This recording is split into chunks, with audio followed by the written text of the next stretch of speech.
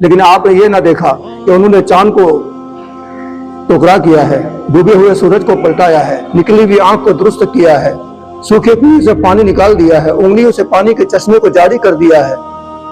آپ دوسرا پہلو نہیں دیکھا کہ پلک جھپکنے سے پہلے رب سے کلام کر کے وہ نبی زمین پہ واپس آئے ہوئے ہیں۔ تو آپ سارے پہلو کو دیکھو، جب سارے پہلو کو دیکھو گے تو پھر زبان سے یہ کہو گے نبی ہمارے جیسے نہیں ہیں۔ ناظرین کرام، السلام علیکم ورحمۃ اللہ وبرکاتہ۔ ہم میں سے کوئی بھی شخص جب اللہ کے نبی صلی اللہ علیہ وسلم کی سیرت کا مطالعہ کرتا ہے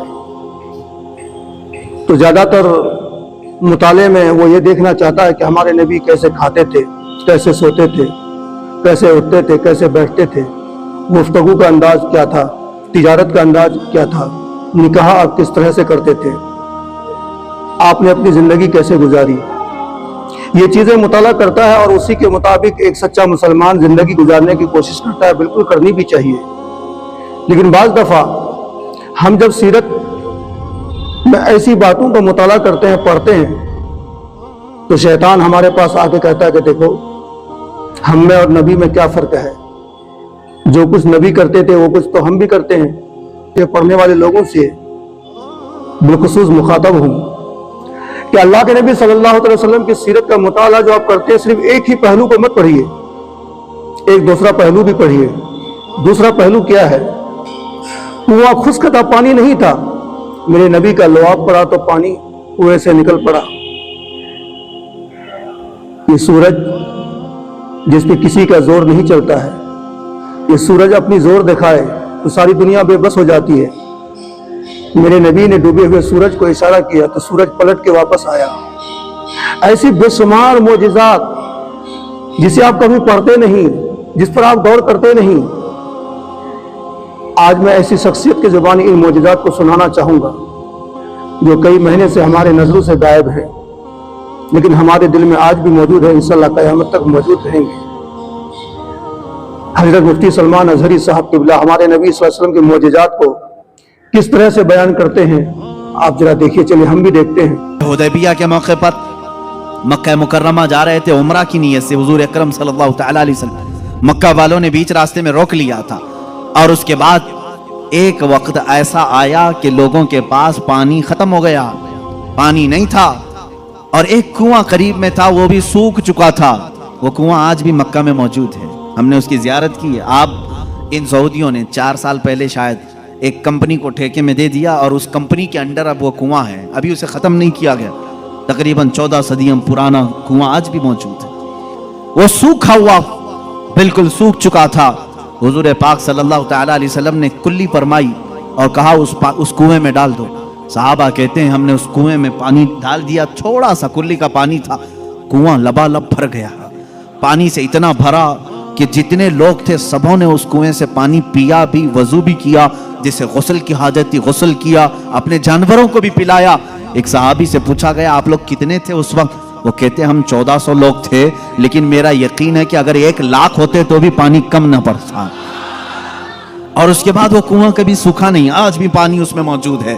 حضرت جابر رضی اللہ تعالیٰ عنہ ایک عزیز صحابی تھے، وہ آتے ہیں اپنی بیوی سے کہتے ہیں میں دیکھ رہا ہوں اللہ کے نبی صلی اللہ علیہ وسلم پیٹ پر پتھر باندھے ہوئے۔ کیوں باندھا جاتا تھا اس وقت؟ اس لیے کہ پیٹ اگر ڈھیلا رہے، بھوک کی شدت سے بار بار خواہش کھانے کی ہوتی رہے، اس کو ٹائٹ کر لیا جائے تو بار بار بھوک نہ لگے۔ یہ اس وقت معمول رہا ہوگا۔ اللہ کے نبی صلی اللہ علیہ وسلم نے بھی اپنے پیٹ پر پتھر باندھے۔ حضرت جابر کہتے ہیں مجھ سے دیکھا نہیں جا رہا ہے، اس حالت میں میرے آقا کام بھی کر رہے ہیں۔ جابر رضی اللہ تعالیٰ عنہ کا گھر وہاں سے قریب تھا خندق کے۔ ان کی بیوی سے انہوں نے کہا کچھ کھانے کو ہو تو بنا دو۔ انہوں نے کہا گھر میں تھوڑا سا آٹا ہے، جو کا آٹا ہے، اس کی چند روٹیاں بنیں گی، 4 یا 5 روٹیاں بنیں گی، اور ایک بکری کا بچہ ہے 6 مہینے کا ہوگا، بس اتنا ہے۔ کتنے لوگ کھا سکتے ہیں آپ ہی دیکھیں۔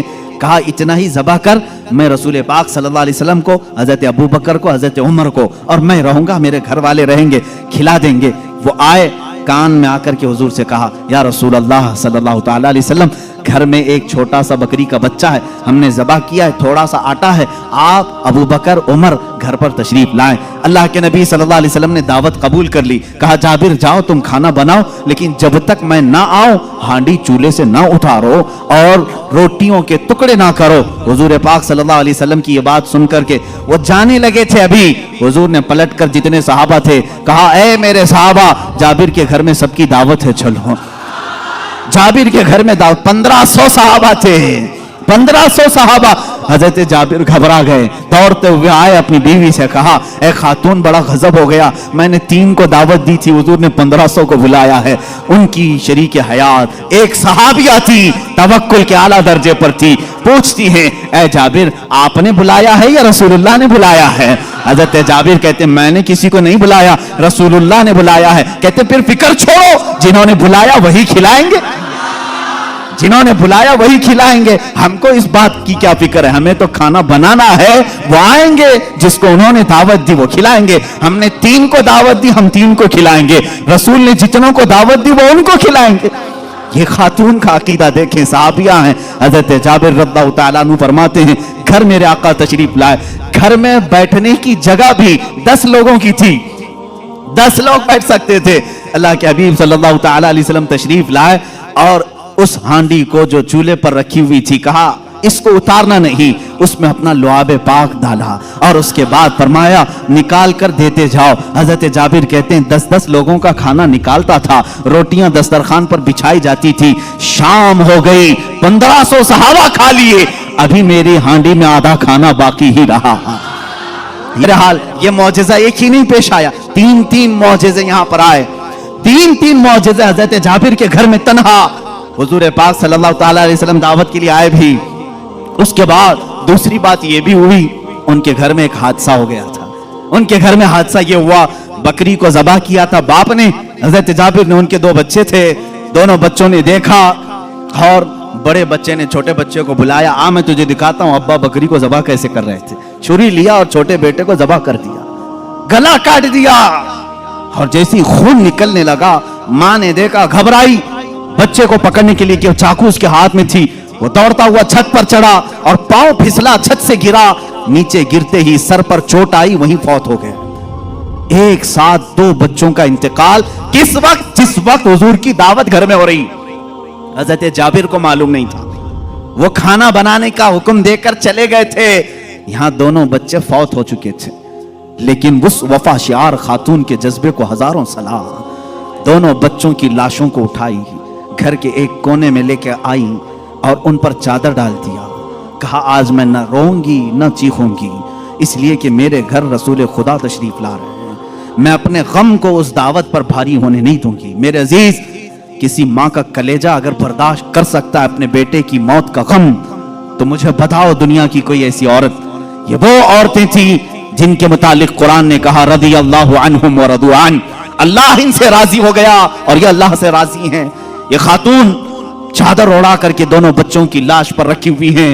मेरे आका सल्लल्लाहु अलैहि वसल्लम जिस वक्त घर में आए, खाने के लिए दस्तरखान पर जब बैठे, आपने लुक़मे उठाए, उसके बाद हजरत जाबिर से कहा, जाबिर तुम्हारे बच्चे नहीं दिखते, कहाँ हैं? सुभान अल्लाह, वो माशाअल्लाह। बीमार थे। बीवी से आकर के कहा, खातून कहाँ हैं बच्चे? खातून ने कहा वो सो दिल रहे बाग हैं। बाग हो रहा है, कुछ सुनिए, वो सो और रहे सुनिए, हैं, बहुत सारा है आप अभी। जाएं, हुजूर पाक सल्लल्लाहु अलैहि वसल्लम के साथ बैठे हैं। वो आए, कहा हुजूर वो आराम कर रहे हैं, सो रहे हैं। हुजूर पाक सल्लल्लाहु अलैहि वसल्लम ने फरमाया जाओ उनको ढूंढ लाओ। दोबारा आए, खातून से कहा कि बच्चे कहाँ हैं? कहा आपको मालूम था वो बीमार थे। कहा वो बीमार थे? कहा वो बहुत अच्छी नींद में सोए हुए हैं, नहीं उठेंगे। खातून ये कह रही है, अपने शोहर को तक जाहिर नहीं किया। हजरत जाबिर दोबारा, तीसरी बार मेरे आका सल्लल्लाहु अलैहि वसल्लम ने फरमाया, जाबिर मुझे अल्लाह का हुक्म है कि मैं तेरे बेटों के साथ खाऊं। हुजूर पाक सल्लल्लाहु अलैहि वसल्लम दस्तरखान से उठ गए, खाना रखा हुआ था, अंदर खुद चल करके आए, खुद पूछा कि कहां सो रहे हैं, मुझे भी दिखा दो। हजरत जाबिर की खातून जो थी, बीवी थी, वो उस कमरे में ले गई, लाशों पर से चादर उठाया। हजरत जाबिर कहते हैं मैं देख करके दहल गया, बच्चों की लाशें हैं। अल्लाह के नबी सल्लल्लाहु तआला अलैहि वसल्लम करीब गए, दोनों बच्चों के हाथों को पकड़ा और कहा बहुत देर से हम तुम्हारे इंतजार में, उठो दस्तरखान बिछा है। दोनों बच्चे अपने कपड़े झाड़ते हुए खड़े हो गए। तीसरा मौजज़ा ये है, ये रहमत आलम सल्लल्लाहु तआला अलैहि वसल्लम जिस घर पर जाएं उस घर के रहमो करम की बातें ना पूछो, वहां बरकत ही बरकत है। पूरा खाना खाकर जब सहाबा चले जा रहे थे, सारी हड्डियों को जमा किया। मेरे आका सल्लल्लाहु अलैहि वसल्लम ने फरमाया वही बकरी का 6 माह का बच्चा था। अल्लाह के नबी सल्लल्लाहु अलैहि वसल्लम ने कहा, ए बकरी खड़ी हो जा। बकरी अपना कान झाड़ते हुए खड़ी हो गई। हजरत जाबिर को उनकी बकरी वापस दी गई। एक देहाती आया और उसने कहा, ए मोहम्मद अरबी सल्लल्लाहु तआला अलैहि वसल्लम, मैं आपको अल्लाह का रसूल कैसे मान लूं? मेरी अक्ल है, आप किसी उस्ताद के पास नहीं गए, मैंने कभी आपके मुतालिक सुना नहीं कि कोई उस्ताद आपको पढ़ाया, फिर भी आपके जुबान से जो अल्फाज निकलते हैं वो कमाल के हैं। बहरहाल मैं आपको अल्लाह का रसूल कैसे तस्लीम करूं? हुजूर पाक सल्लल्लाहु तआला अलैहि वसल्लम ने उससे पूछा कि क्या मैं तुझे ये सामने वाले दरख्त से कहलवा दूं कि मैं अल्लाह का रसूल हूं, तू मान लेगा? उसने कहा हाँ मान लूंगा, दरख्त भला बात भी कर सकता है। हुजूर पाक सल्लल्लाहु अलैहि वसल्लम ने फरमाया, जा उस दरख्त से कह दे अल्लाह के रसूल बुला रहे हैं। हुजूर ने नहीं बुलाया, उस देहाती से कहा, ये बात तवज्जो चाहता हूं, इस नुक्ते को समझो। हुजूर हुक्म दे दरख्त आ जाना चाहिए ना। हुजूर ने फरमाया उस देहाती से जो देखने आया था, जा तू खुद बोल कि अल्लाह के रसूल बुला रहे हैं। वो गया देहाती, दरख्त को मुखातिब करके कहा, ऐ दरख्त तुझे अल्लाह के रसूल बुला रहे हैं। हदीस पाक में वो दरख्त अपनी जड़ों समेत बाहर आया, काफी बड़ा दरख्त है, और झूमते हुए जैसे पिंडलियों पर इंसान चलता है, बारगाह मुस्तफा में आया और ऐसे झुका जैसे इंसान रुकू में झुकता है। और उसके बाद उस दरख्त से आवाज आने लगी, अशहदु अन्नका रसूलुल्लाह, गवाही देता हूं कि आप अल्लाह के रसूल हैं। अल्लाह के नबी सल्लल्लाहु अलैहि वसल्लम ने फरमाया, दरख्त तो अपने मकाम पर वापस चला जा। वो दरख्त फिर वही चला गया जहां था वहीं। आज भी मक्का मुकर्रमा में उस दरख्त की जगह पर एक मस्जिद बनाई गई है। ये तुर्कियों की बदौलत बनी थी, वहाबियों की बदौलत नहीं। उस मस्जिद को मस्जिद शजरा कहते हैं, दरख्त वाली मस्जिद। उस देहाती ने बाद में कहा, ऐ अल्लाह के रसूल, जब दरख्त आप अल्लाह का रसूल मानते हैं और सजदा करते हैं, उनसे ज्यादा हक तो इंसानों का है। मैं सजदा करूं आपको, मैं अल्लाह का रसूल मानूं? अल्लाह के नबी ने फरमाया, अल्लाह ने अपने अलावा किसी और के लिए सजदा हलाल नहीं किया, सजदा सिर्फ अल्लाह का होगा। हाँ, उसने कलमा तैयबा पढ़ा और ईमान लाया। दिन खत्म हो जाएगा, रात खत्म हो जाएगी, लेकिन हमारे नबी हजरत मोहम्मद सल्लल्लाहु अलैहि वसल्लम के मुकम्मल मौजिज़ात को कोई बयान नहीं कर सकता, इसलिए कि आप वो नबी हैं जिनका दुनिया में आना मौजिज़ा, माँ के शिकम में रहना मौजिज़ा, माँ का दूध पीना मौजिज़ा, आपने जिंदगी गुजारी वो भी मौजिज़ा, 40 साल में नबूवत का ऐलान किया वो भी मौजिज़ा, मौजिज़ा से पूरी जिंदगी भरी हुई है। आपका वफात होना मौजिज़ा, कब्र के अंदर रह करके पूरी दुनिया की खबर रखना ये भी मौजिज़ा है। मुसलमानों याद रखो, अगर आप नबी का कलमा पढ़ते हो, नबी पर ईमान रखते हो, नबी पर आपका अकीदा है, ईमान है, तो एक अकीदा जरूर रखना कि अल्लाह के नबी सल्लल्लाहु अलैहि वसल्लम की जिंदगी के सिर्फ एक ही पहलू नहीं है बल्कि कई पहलू हैं। आपने हमने वो जिंदगी देखी जो टूटी चटाई में आप बैठे रहते थे, पेट पे पत्थर बांध के रहते थे। आपने वो जिंदगी देखी कि आप खजूर और पानी से जिंदगी गुजार दिया करते थे। आपने वो जिंदगी देखी, तिजारत करना आपने देखा, बकरी चराना आपने देखा, लोगों से मिलना जुलना देखा, लोगों से खाना, लोगों के साथ मिल बैठ के खाना पीना देखा। लेकिन आपने ये ना देखा कि उन्होंने चांद को टुकड़ा किया है, डूबे हुए सूरज को पलटाया है, निकली हुई आंख को दुरुस्त किया है, सूखे कुएं से पानी निकाल दिया है, उंगलियों से पानी के चश्मे को जारी कर दिया है। आप दूसरा पहलू नहीं देखा कि पलक झपकने से पहले रब से कलाम करके वो नबी जमीन पे वापस आए हुए हैं। तो आप सारे पहलू को देखो, जब सारे पहलू को देखोगे तो फिर जबान से ये कहोगे नबी हमारे जैसे नहीं है। नबी का जो मकाम है वो खुदा ही जानता है, दुनिया में किसी के अंदर वो जुर्रत नहीं, ताकत नहीं कि नबी की मुकम्मल गहराई तक वो मालूमात कर सके। दीजिए अपने दोस्त मौलाना एहसान को इजाजत। अस्सलाम वालेकुम।